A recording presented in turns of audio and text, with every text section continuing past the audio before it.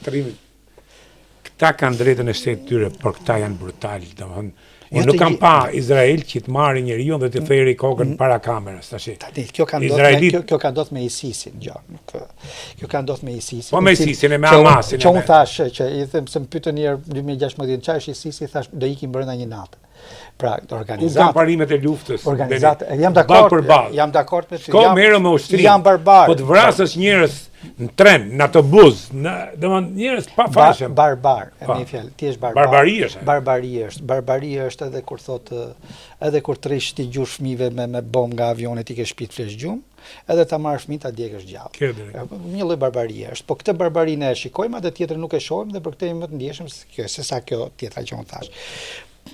Flas që kultivimi i mllefit, i dhunës, i urrëties, i përjashtimit të tjetrit, i marrjes të tokës me dhunë, përzënia, vendosja e kolonëve, nga ana tjetër mospranimi i një fakti të kryer një shteti i cili është aty, i një populli i cili fund fare është popull që ka drejt jetojë dhe izraelitët, patjetër që kanë shtetin e vet. Të gjitha këto krijojnë këtë lloj farset që mendoshim ne që bota moderne ka kaluar. Në fakt modernizimi dhe postmodernizimi ka bërë botën më barbare se bota klasike tradicionale. Jam dakord me këtë, ka kthy jo vetëm aty ku janë konfliktet, po edhe në shtetet ku tashmë janë marrë si model perëndimi është ka kalu jeta njeriu në një kjo është temë tjetër që mund të diskutojmë herë tjetër.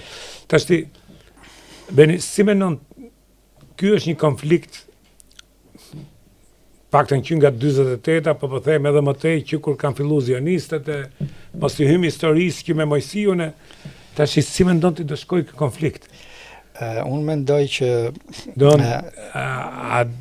a do të eskalojë më tej, a do të kundërpërgjigjet Irani, nëse kundërpërgjigjet Irani do të kundërpërgjigjen Shtetet e Bashkuara të Amerikës që kanë një armatim që janë 100 vjet para gjithë botës. Domthonë e shuhin Iranin e bëjnë hi. Ne kemi dy zgjidhje në këtë lloj konflikti mendoj unë. Unë mendoj që është një marrëveshje e madhe midis superfiqive.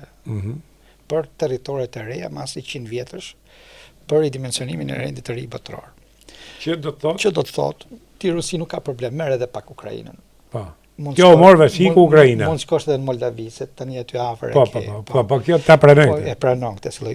Ti i ndihmë Pakistanin, keni probleme me me këtë territor, do t'i zgjidhni ju ato. Ti Kina me Tajvanin, Ky është mendimi im. Po.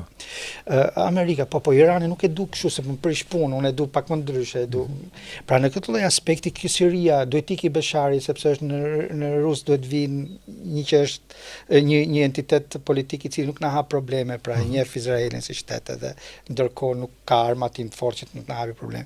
Pra jemi drejt një ridimensionimi të ri global. O do shkojnë në një marrëveshje të gjerë që besoj që do shkojnë në një marrëveshje të gjerë, o do shkojnë në një konflikt luftarak të fortë që do të prodhoj konflikte të tjera. Se nuk është problemi se tani po bëhet luftë me Iranin, se Irani mund të ndahet në 2-3 shtete, mund të ndryshojë të jetë një shtet me territori që ka. Mundet, gjithçka është e mundur. Mund të vijë mbreti në problemi është edhe me zonën.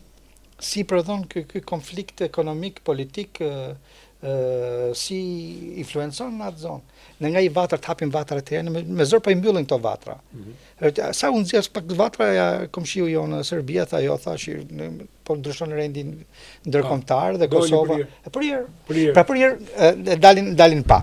Kështu që mendoj që zgjidhja e kësaj gjë është vetëm ura e dialogut, vetëm ulja në tavolinë, këtë e thonë të gjithë institucionet ndërkombëtare. Dhe është hera e parë ndoshta që e ngjoj me zë dhe me figurë që Kombet e Bashkuara sekretari i përgjithshëm i thotë Shtetet e Bashkuara të Amerikës ti përcënon rrezikun global tashmë, jo rajonal.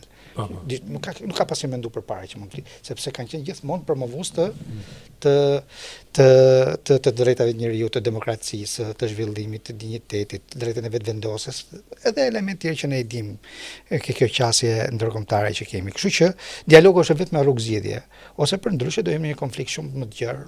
Me pasoja shumë më të mëdha për të gjithë. Për gjithë botën. Për gjithë botën, po kështu mendoj. Për gjithë botën, flas për botën, tani nuk po them për Amerikën Latine, se tani po flas për aty ku janë resorset dhe ndahen resorset ekonomike që është bezdheu. Do të ketë impakt sigurisht, nuk po them që do të binë bombat në Amerikë apo në Europë ndoshta edhe mund binë. Nuk e di. Në Europë ndoshta edhe mund binë. Por do të ketë impakt ekonomik, impakt të skajshëm, po, aleanca të reja, emigracioni, lëvizja. Po, do ketë probleme, siç kanë ndodhur luftën e dytë botërore.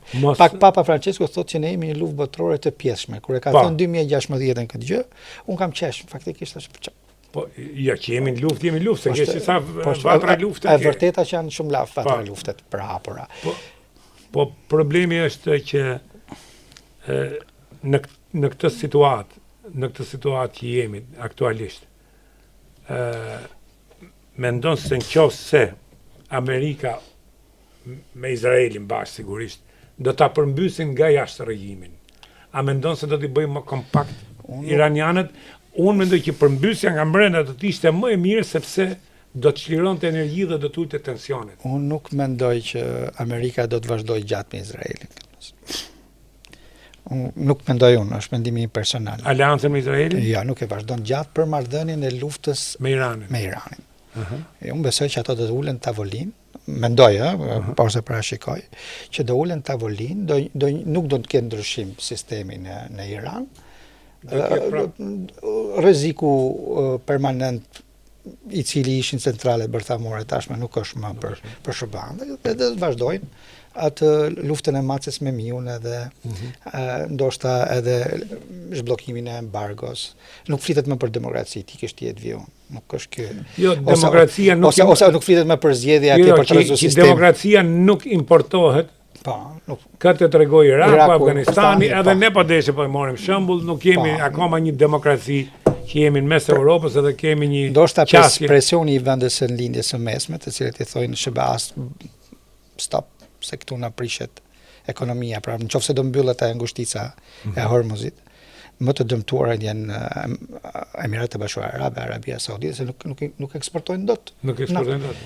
Ato shkatarohen ekonomikisht. Kina 45% Kina do hyn luftë, ti të pllokor 45% të naftës time do thotë që neve shkataron Kina, Kështu që ka element shumë të fortë. Që sot ka karta shumë dorë Irani. Ne mos harrojmë forcimin e Kinës në anën tjetër. Po patjetër, Kina ka fut investime në mëdha dhe po nuk bën luftë. Pakistan, Iran. Nuk e pa Kina të bëj luftë ku? Nuk bën luftë, Kështu që po një gjë, si ka mundësi ky Iran, po edhe Afganistani, vendin që në kohën e Shahut, Irani, ose Afganistani vitet 60, kishin ato qytetrimin e kanë xhenem.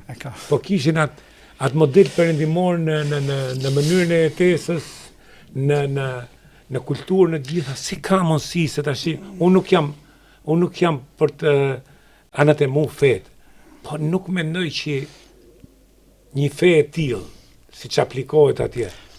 Nuk ka faj feja, është me kultura si aplikohet. Domethënë si mund vrasësh një grup se nuk ka vu perçe, si mund vrasësh një grup se i jep makinës. Shife. Është të mërshme. Shumë gjëra i marrim nga jashtë kur shkojmë e vizitojmë, s'kam qenë kurrë në Iran, po e di nga lindja. Kam vizituar shumë vende në lindje dhe shikoj kulturën e tyre të përditshme si është. Ideja është që rreziku më i madh edhe për mua si njëri që e njoh fenë, e njoh religionin edhe, është kur e merr doktrinën fetare dhe instrumentalizon për politikë për të shtyp njerëzit. Feja ka ardhur për mëshirë për njerëzit. Ka ardhur mirësi për njerëzit. Për shembull Kurani thotë puna e parë që citati verseti i parë i shehit i Kuranit thotë falënderimi i takon Zotit krijuesit të gjithë botrave, mëshiruesit, mëshirbërësit. Pra e mëshirë, jo vetëm për njerëzit, mëshirë për gjithë dhe një doktrinë e cila në vetvete ka mëshirën, ka respektin, ka mirësinë për tjetrin, për rujtjen e dinjitetit tjetër. Nuk e prodhon dot konfliktin. Atëherë si vjen këto konflikte? Ma thotë mos i vjen këto konflikte. Thash. Po si ka mundësi ky lloj religioni tjetër? Në mesjet, obskurantist kaq. Në mesjet për shembull, agresiv kaq. Në mesjet kur kisha instrumentalizoi politikën, pushtetin, ka krime monstruoze, ka krime në Spanjë, ka kërku falje, inkuzicioni, miliona drame. Kush ishte dogma për pushtet. Pra e merr Zotin, hynorën dhe thu do ta vendos tu se unë du pushtet jam. Merr njeriu e vendos pushtetin. Në emër të njeriu të lufto për pushtetin. Në emër të Zotit nuk mund të dënosh tjerët, nuk mund të poshtrosh tjerët, nuk mund të vrasësh tjerët, nuk mund të shmontosh tjerët, nuk mund të intimidosh tjerët. Në emër të Zotit mund të bësh vetëm të mira.